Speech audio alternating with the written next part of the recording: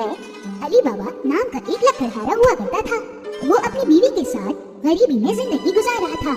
अली बाबा अपने गधे को लेकर जंगल में लकड़ियाँ काटने जाया करता था और उन्हीं लकड़ियों को बेचकर घर चलाता था। एक दिन वो लकड़ियाँ काटने जंगल गया, तभी उसे एक आवाज सुनाई दी, बहुत सारे घोड़ों की, और उसे घबराहट होने लगी।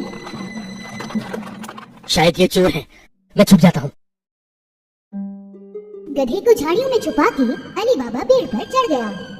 वो सारे लोग उस पेड़ के नीचे ही आकर रुके। अली बाबा उन लोगों को गिनने लगे। वो 40 लोग थे। उन लोगों ने कुछ भारी सामान अपने घोड़ों से उतारा।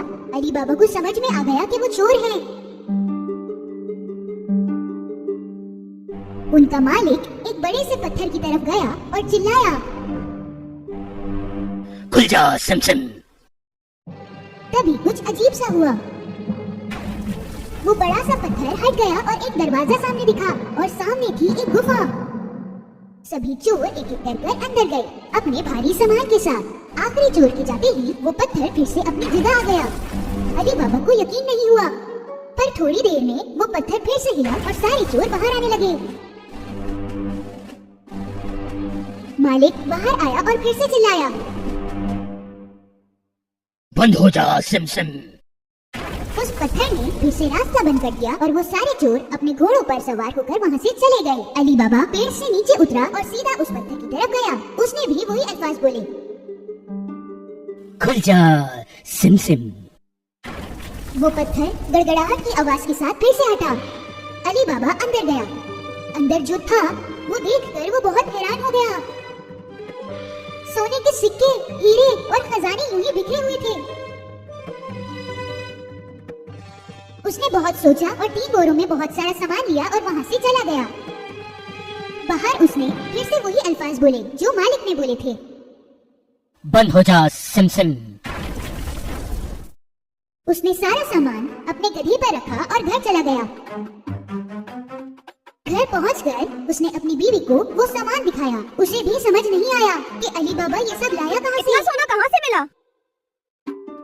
अली बाबा ने उसे सारी कहानी बताई। वो सुन के बड़ी खुश हुई और सारा सामान निकालने लगी। चलो गिनते हैं, हमारे पास कितने सिक्के हैं? नहीं, एक गड्ढा खोद कर इसे छुपा देते हैं। तुम गड्ढा खोदो, मैं तुम्हारे भाई कासिम से नापने के लिए बर्तन लेके आती हूँ। अली बाबा का भाई कासिम बहुत अमीर था पर लालची भी था। वो कभी अली बाबा की मदद नहीं करता, इसलिए अली बाबा ने बोला, सिक्कों के बारे में किसी से कुछ मत कहना, किसी से भी नहीं। उसकी बीवी कासिम से नापने का बर्तन लेने वहाँ गई।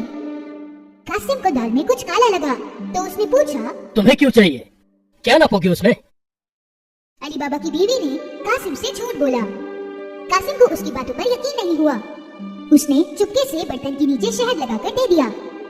उसी बर्तन में सोने के सिक्के नापने लगे दोनों, और फिर सारे सिक्के दफना दिए।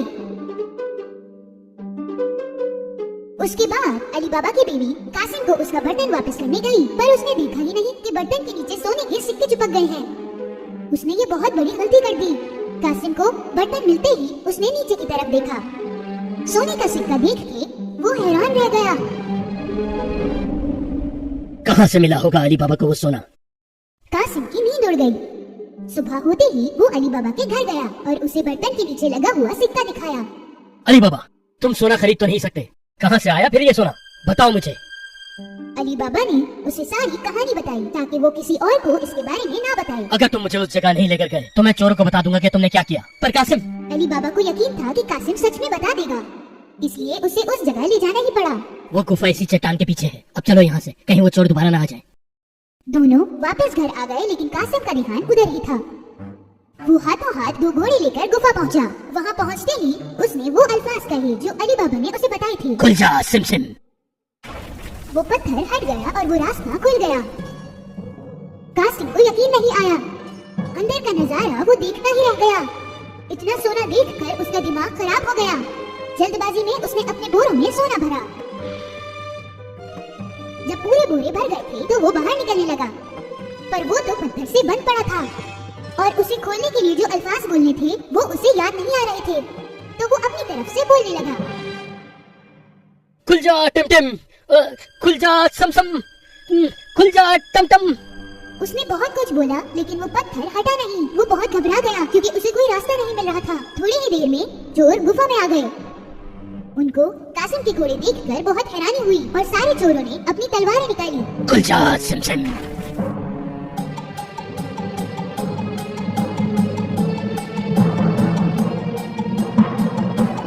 रास्ता खुलते ही चोरों ने कासिम को पकड़ लिया और उसे सजा दी।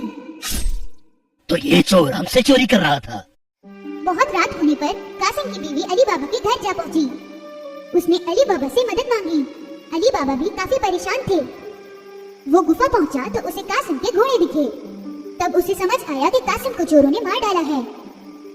उसने अपनी बीवी को सब कुछ बताया। उन्होंने फैसला किया कि ये बात वो किसी को नहीं बताएंगे।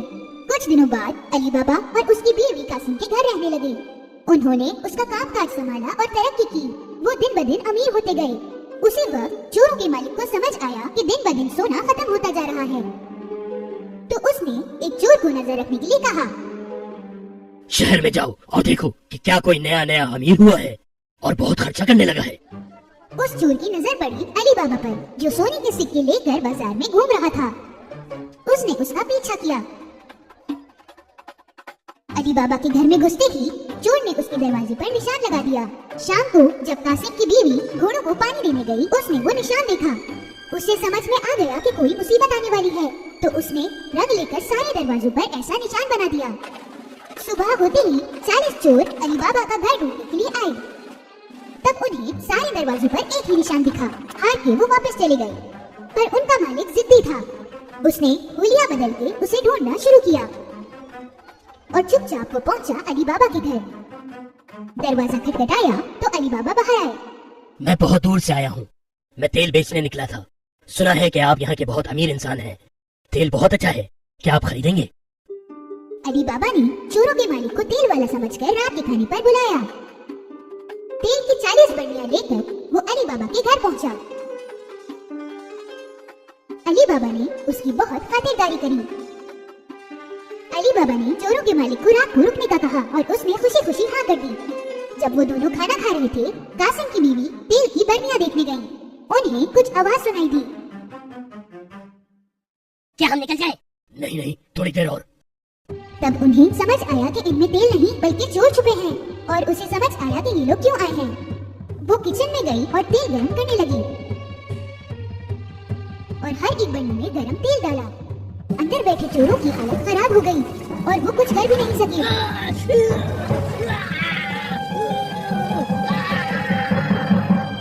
देर रात सबके सोने के बाद सरदार चोरों के पास आया। अब निकल आओ। किसी ने जवाब नहीं दिया तो उसने दोबारा बोला, सो गए हो क्या? उसने फिर बोला, पर कोई जवाब नहीं मिला। तो उसने एक बर्नी खोल के देखा। उसे जो दिखा उससे वो बहुत डर गया। कहीं वो भी ना पकड़ा जाए, इस डर से वो भागा और कभी वापस नहीं आया। अगली सुबह कासिम की बीवी ने अली बाबा को सब बताया।